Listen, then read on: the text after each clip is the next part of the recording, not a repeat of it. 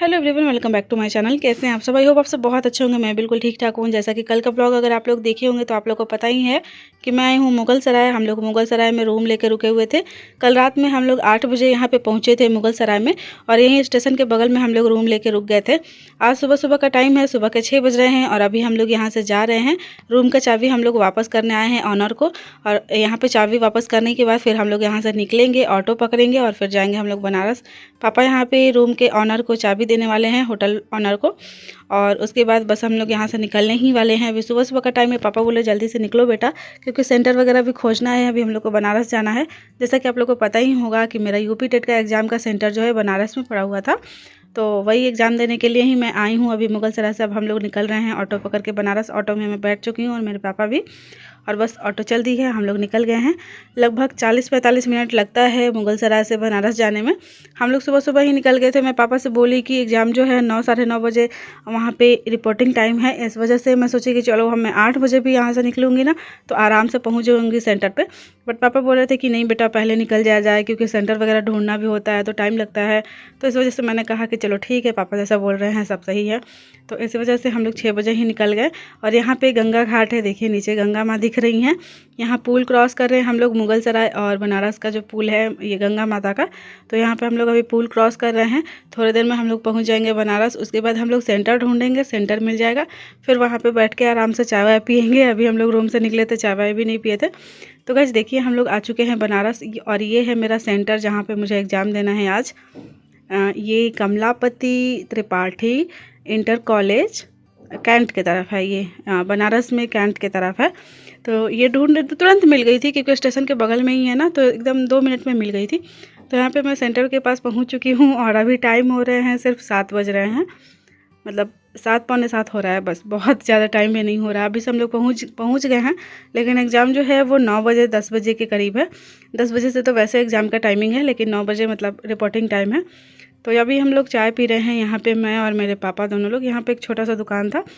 ये जो स्कूल है जहाँ पे मेरा सेंटर आया हुआ है ना, बहुत ही आउटर एरिया में है। तो यहाँ पे बस मैं बैठी हुई हूँ चाय के दुकान पे ही, ऐसे ही टाइम काट रहे हैं हम लोग, क्योंकि पहले ही पहुँच गए। मैं पापा से इसीलिए बोली थी कि 8 बजे निकला जाएगा ना, तो फिर हम लोग 9 बजे पहुँच जाएंगे वहाँ पे।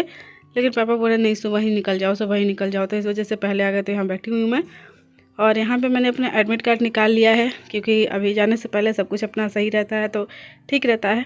एडमिट कार्ड और ब्लैक पेन, पेंसिल, और भी मुझे जो ज़रूरत है ना, वाइटनर, ये सब मैं ले ली हूँ। कि कुछ मतलब कुछ चीज़ें होती हैं जो कभी कभी ज़रूरत हो जाता है, फिर नहीं मिलता है तो बुरा लगता है।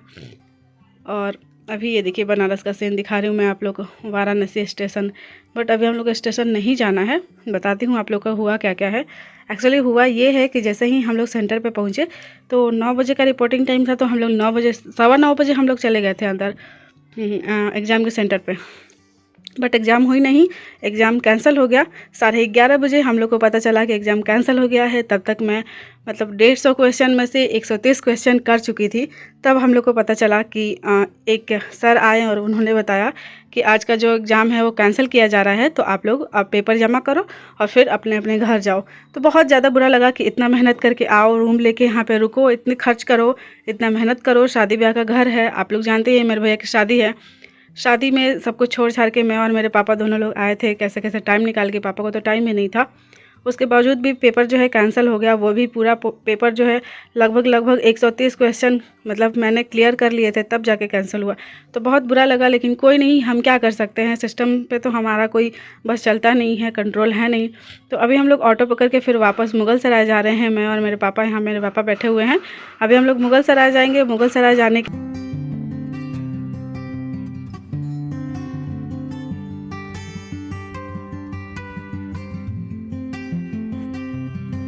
मुगल सराय जाने के बाद हम लोग वहाँ से ट्रेन पकड़ेंगे और फिर घर जाएंगे। यहाँ पे आप लोग देख सकते हैं कितना जाम लगा हुआ है, बहुत भीड़ है। अभी हम लोग ऑटो पे बैठे हुए हैं, रास्ते का सीन दिखा रही हूँ, बहुत ज़्यादा भीड़ था।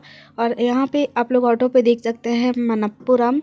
ये जब भी मैं देखती हूँ ना, ये गोल्ड लोन बैंक है, और इसका प्रचार या फिर इसका नाम कहीं भी मैं देखती हूँ ना, मुझे बहुत बुरा लगता है, पता नहीं क्यों। कुछ ऐसी बातें हैं ना जो मैं शेयर नहीं कर सकती हूँ, लेकिन जब भी मैं मनप्पुरम का नाम देखती हूँ ना, मुझे बहुत दुख होता है, पता नहीं क्यों, बहुत ज़्यादा। लेकिन क्या कर सकते हैं, कुछ चीज़ें होती हैं हमारे लाइफ में जो हम भूलना भी चाहते हैं ना, तो नहीं भूल सकते हैं।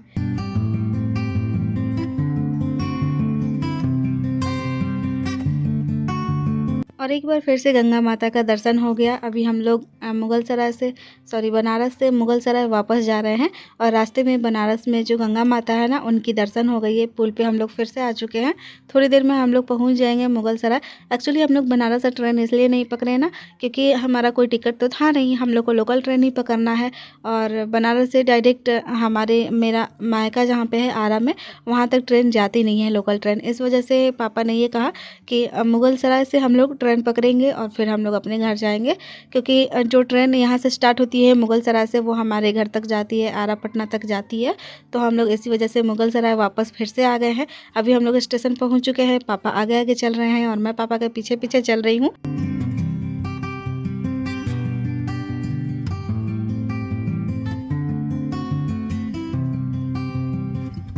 कुछ सब्सक्राइबर्स जो है मेरे, वो बनारस के भी हैं, कुछ मुगल सराय के भी हैं।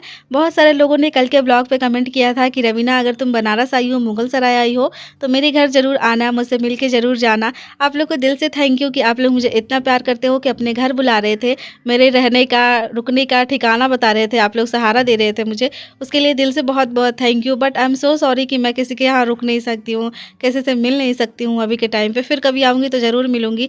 आप लोग को तो पता ही है कि मेरे भैया की शादी है और शादी ब्याह के घर में हम लोग टाइम निकाल के आए थे, क्योंकि मेरा एग्जाम है, यूपी टेट का एग्जाम था, तो इस वजह से हम लोग को आना पड़ा था। अदरवाइज निकलने का बिल्कुल भी टाइम नहीं था, खास करके पापा को तो बिल्कुल भी टाइम नहीं था। लेकिन होता है ना कि माँ बाप तो अपने बच्चों को कभी भी छोड़ नहीं सकते हैं अकेले।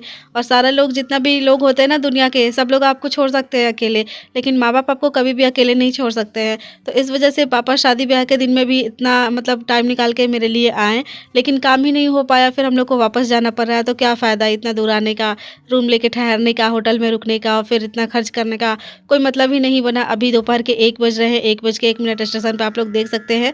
हम लोग वापस घर जाने के लिए बस ट्रेन पकड़ने के लिए आ गए हैं मुगल सराय स्टेशन पे। पापा आगे आगे चल रहे हैं, मैं पीछे पीछे चल रही हूँ। बहुत सारे लोगों ने ये भी कमेंट किया था कि रवीना, तुम्हारे पापा तो अभी बहुत यंग है। हाँ, मेरे पापा बहुत ज़्यादा यंग है, क्योंकि मेरे पापा की शादी बहुत जल्दी हो गई थी।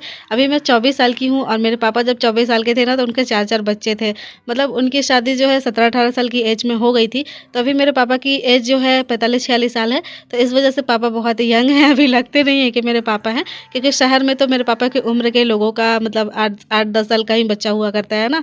तो इस वजह से बहुत सारे लोगों को ये लगा कि मेरे पापा बहुत यंग है। हाँ, बहुत यंग है। अभी गाँव में ऐसे ही जल्दी शादी हो जाती है ना, तो बच्चे बड़े हो जाते हैं और लोग यंग ही रहते हैं। यहाँ पे देखिए स्टेशन पे कितने सारे बंदर हैं, वही मैं बंदर देख रही थी स्टेशन पे। यहाँ पे कितने बंदर हैं, हम लोग के यहाँ उतना बंदर नहीं हुआ करते, लेकिन लखनऊ में तो थोड़े बहुत बंदर रहते हैं, मैं देखी हूँ।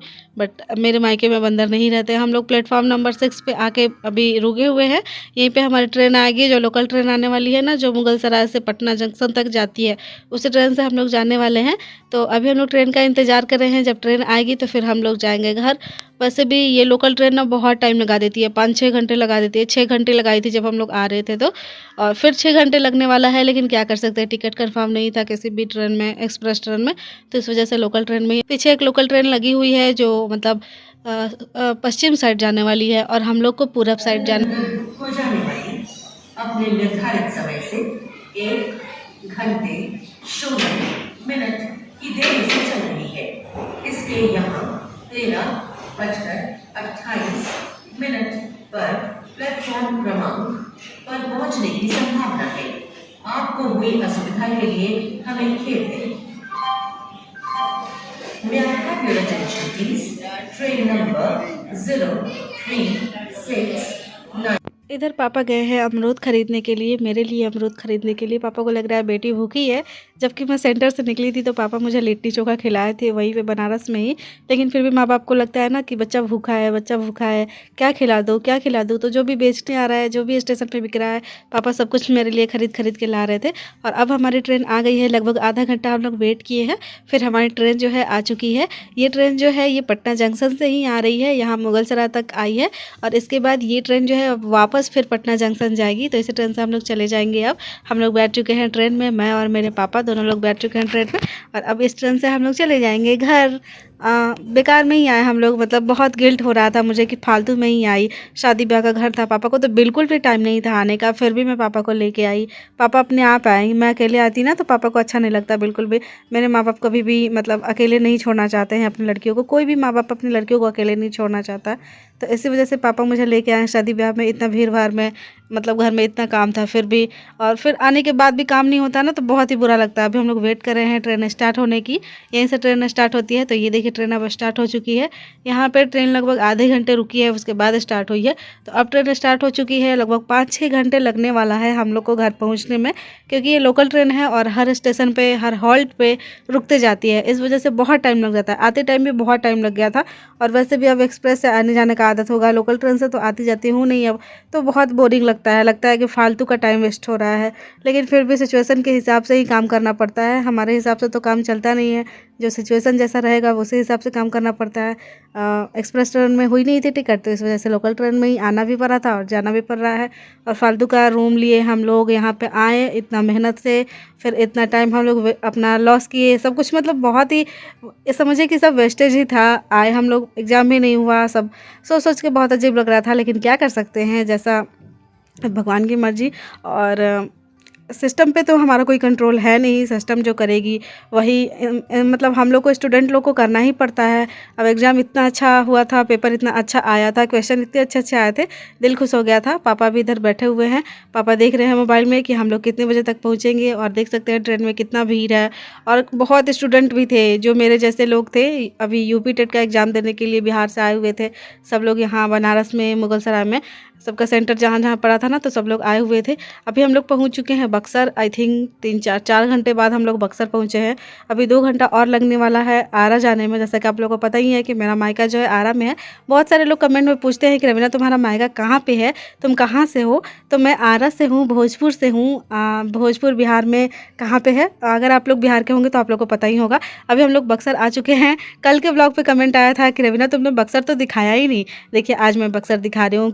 कुछ मेरे सब्सक्राइबर्स जो है ना, वो बक्सर के भी हैं और आरा के भी हैं। तो मतलब बहुत अच्छा लगता है जब आप लोग मुझे देखते हो, कमेंट करते हो, इतना प्यार करते हो, उसके लिए दिल से बहुत बहुत थैंक यू। मुझे भी बहुत खुशी होती है कि आप लोग मतलब इतना प्यार करते हो मुझे। और अभी हम लोग बक्सर पहुँचे तो यहाँ पे फिर वापस से ट्रेन रुक गई। आई थिंक कोई रुक गया होगा, तो वही वेलकम हुआ होगा, या फिर मतलब कोई रुका होगा गार्ड वगैरह। तो वही अभी बस वापस से फिर ट्रेन चल दी है, और अभी 2 घंटे और लगेंगे, फिर हम लोग पहुँच जाएंगे घर। बहुत थक गई हूँ, बहुत ज़्यादा थक गई हूँ, क्योंकि जब आप घर से बाहर जाते हो ना, कितना भी आप होटल लेके, रूम लेके रह लेते हो, लेकिन एक थकावट तो हो ही जाती है। और वो भी एग्ज़ाम के लिए आप सेंटर ढूंढो, ये वो। वैसे मेरा फर्स्ट एग्ज़ाम था ये, मतलब कॉम्पिटिटिव एग्ज़ाम फर्स्ट था, पहली बार मैं एग्ज़ाम दी हूँ। मतलब अभी तो बीएड कंप्लीट ही हुआ था ना मेरा, कुछ दिन पहले, 1 महीना 2 महीने पहले मेरा रिजल्ट ही आया था, तो पहला ही ये एग्ज़ाम था। अभी तो ज़िंदगी की शुरुआत हुई है और फर्स्ट एग्ज़ाम ही कैंसिल हो गया पेपर लीक होने की वजह से। तो मतलब बहुत अजीब लग रहा था कि देखो पहली बार तक एग्ज़ाम देने जा रही थी और वो भी लीक हो गया पेपर, और फिर कैंसिल भी हो गया। कितना बुरा लग रहा था, आप लोग समझ सकते हो, पहला एग्ज़ाम और वो भी कैंसिल। तो मतलब वो लग रहा था थोड़ा सा, इतना तैयारी करने के बाद मतलब कुछ नहीं, फिर वापस जाओ। फिर अब जब होगा नेक्स्ट डे तो हम लोग आएंगे। अभी हम लोग पहुंच चुके हैं कुल्हड़िया, हमारा जो स्टेशन पड़ता है मेरे गांव के बगल में कुल्हड़िया है, तो यहाँ हम लोग पहुंच चुके हैं। पापा भी आगे आगे चल रहे हैं और मैं पीछे पीछे चल रही हूँ। अब मैं जा रही हूँ घर, फिर मिलूंगी नेक्स्ट ब्लॉग में। अभी के लिए बाय बाय, टेक केयर, अपना ख्याल रखिएगा, बहुत सारा प्यार कीजिएगा, ठंड है, ठंड से बच के रहिएगा। जय हिंद, जय भारत, बाय।